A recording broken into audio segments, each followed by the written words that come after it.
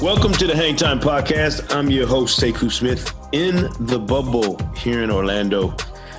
NBA playoffs, grinding it all the way down to getting through the conference semifinals. You're trying to line up some matchups for the conference finals, but there's more news than just what's going on here in the bubble. And to help me break it down, I got my main man, John Schuhmann from NBA.com. Shu, what's happening, sir? How are you? I'm hanging in there. It's been, how are you? Living out there in Orlando and trying to get by after a ridiculously long quarantine.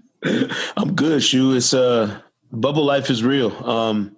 I got my bike that I've confiscated that's sitting in my room here.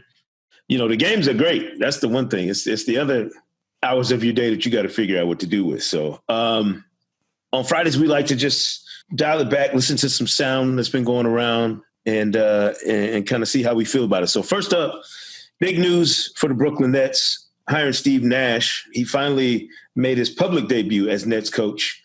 So let's listen to his interview, Shu, on the Yes Network, and we'll talk about it on the other side. Well, I did skip the line, frankly. But at the same time, I think leading an NBA team for almost 2 decades is pretty unique. So while I haven't necessarily learned some of the skills that I'll definitely seek to understand and learn as far as the technical aspects of coaching, I was never far from that. To be the head of the team on the floor, to think on the fly, to manage personalities and people, skill sets, to bring people together. I learned a tremendous amount during my career. I haven't grinded it out as an assistant coach like many people's path, but there's a precedence for players who have strong careers, who are leaders, thinkers, I think, to get this opportunity.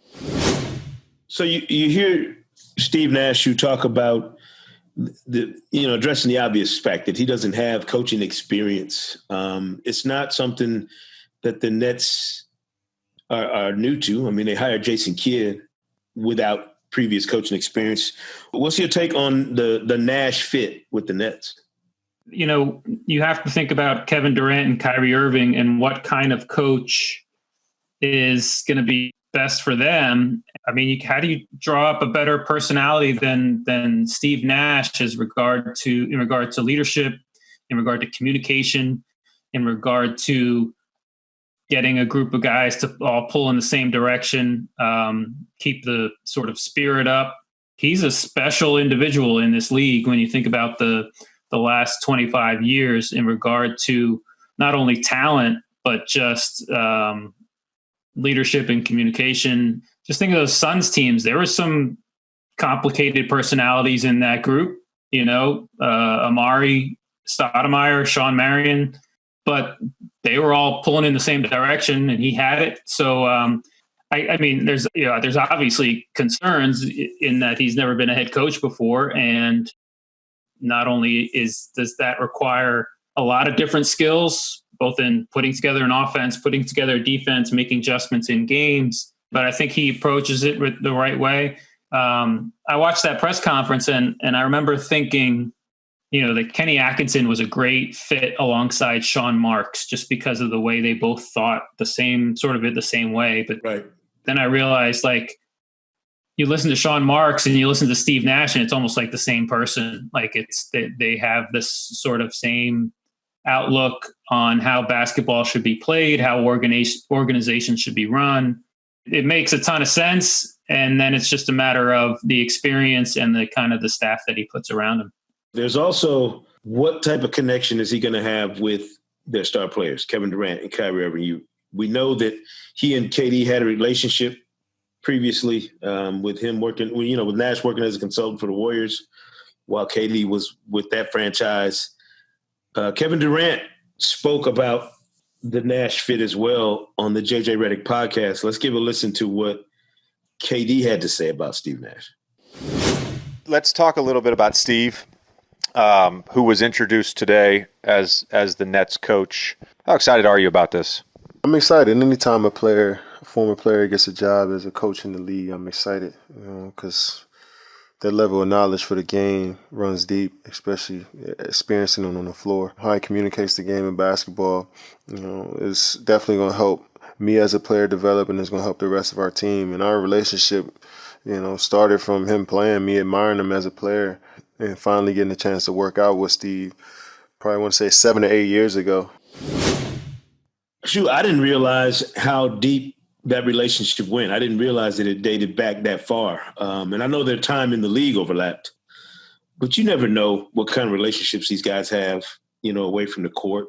I think there's probably not a more important connection for Steve Nash or any first-time head coach to make than with his star players. Does it make sense to you the way it does to Kevin Durant, that they'll have kind of an instant respect and rapport with and for a guy who has been in their shoes, he and Kyrie, in terms of playing at the highest level in this league, trying to become a champion? Yeah, I mean, I think the relationship between Nash and Durant is probably the most important, just because Durant is the team's best player. There's no doubt about that. He has the ability to be the best player in the league. If he comes back healthy, if you have Kevin Durant size and talent, and then you have Kevin Durant now playing hard every possession for you, that makes a bit, that's all you can ask for. And if he's going to play harder for a coach that he respects, like he does Steve Nash, than he would for some other coach, then obviously that's a huge factor.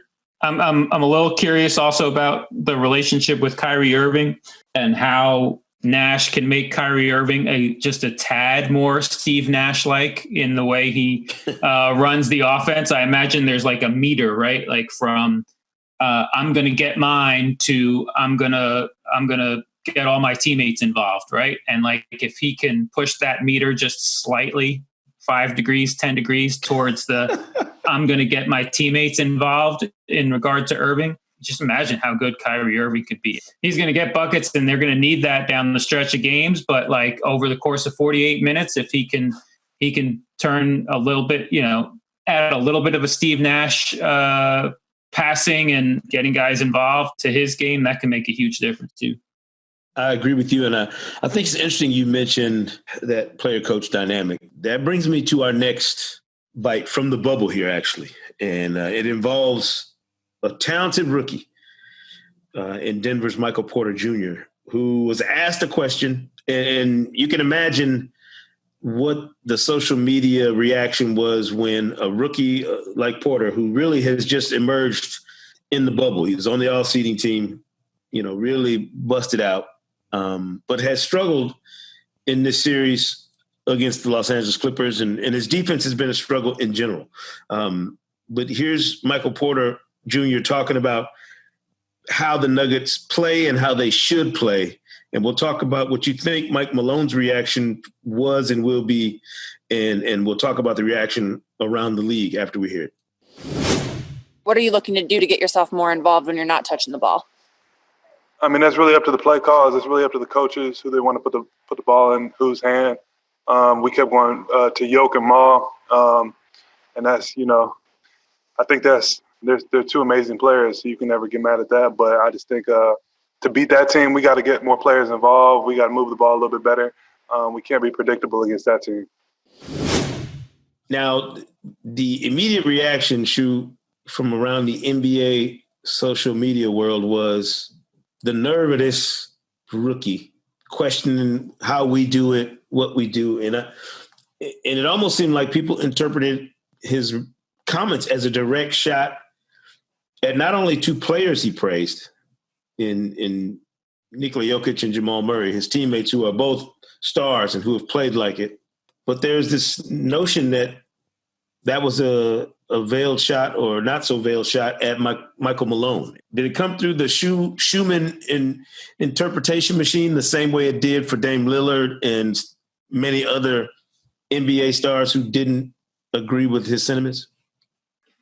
I mean, I don't want to speculate too much because I don't know their relationship well enough to understand the nuances of what Michael Porter Jr. said. As a media member, there's two sides to this. One, you think, wow, he shouldn't be saying that. And then two, you think, well, I guess I'd rather him be saying that than him not saying anything. Like, at least that gives us some content to produce but in between games. I mean, in this series, Michael Porter Jr. has taken 44 shots and he has 2 assists. Murray and Jokic have 49 assists between them.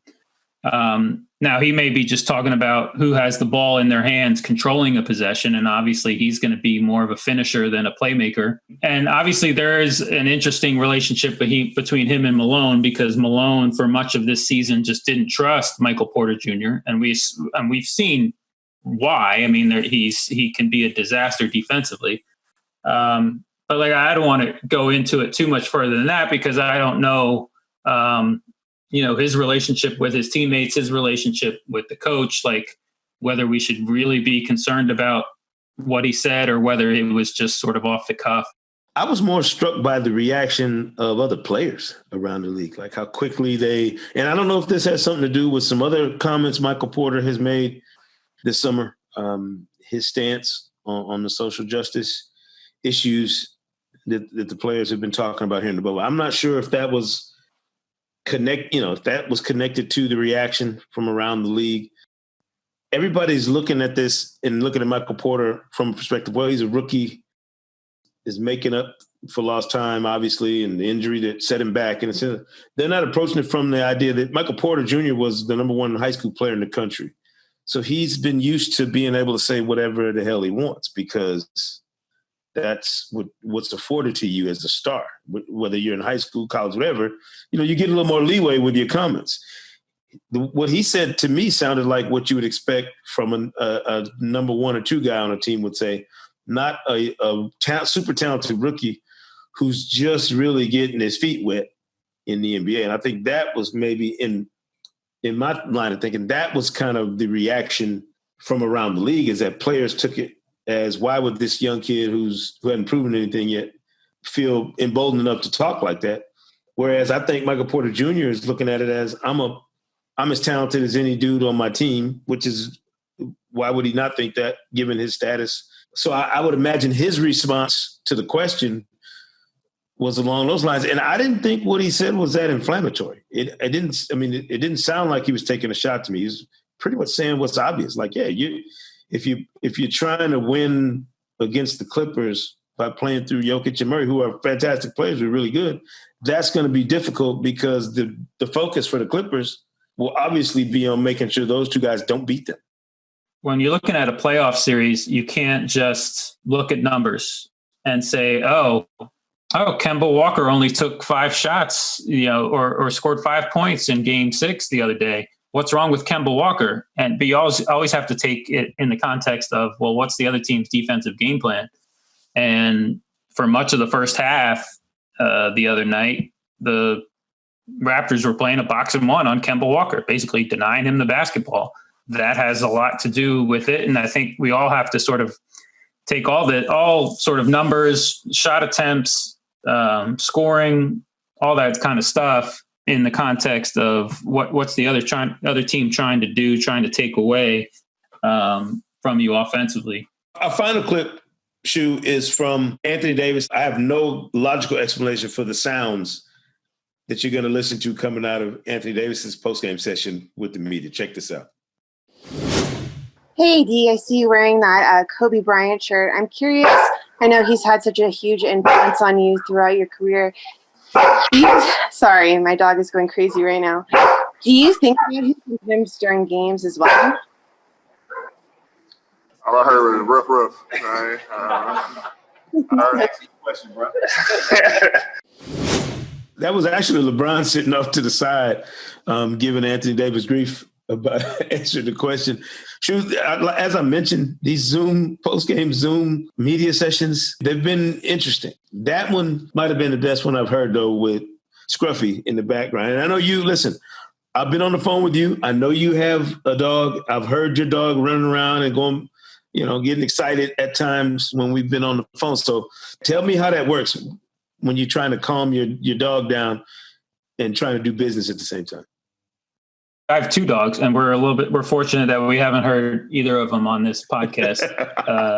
When I go on these Zoom calls, I try to send a text out to the family, say, hey, I'm going to be on Zoom for a while.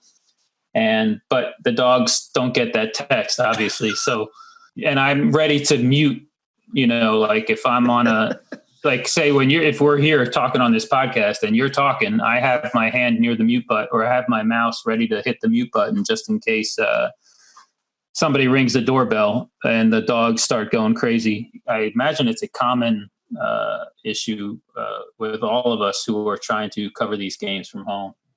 Well, the next time I'm on a Zoom presser, I'm planning on playing the dog barking sound on my phone just to see if it adds any ambiance to it. Shu, I appreciate you, man. Good to see you. We're getting ready to get into some deep waters here in terms of conference finals. A couple of matchups that I think should be fascinating. One in the Western Conference, potentially, that we've been talking about for, I guess, the last year, basically, pointing to a potential Lakers-Clippers City Championship. It'll happen 3,000 miles away from L.A., but the action here in the NBA bubble in Orlando intensifying as we head into the conference final stage and really the home stretch of this NBA restart experience in Orlando. John Schuhmann from NBA.com. Appreciate you taking your time, brother. I will talk to you next time, and we appreciate everybody joining us here on the Hang Time Podcast.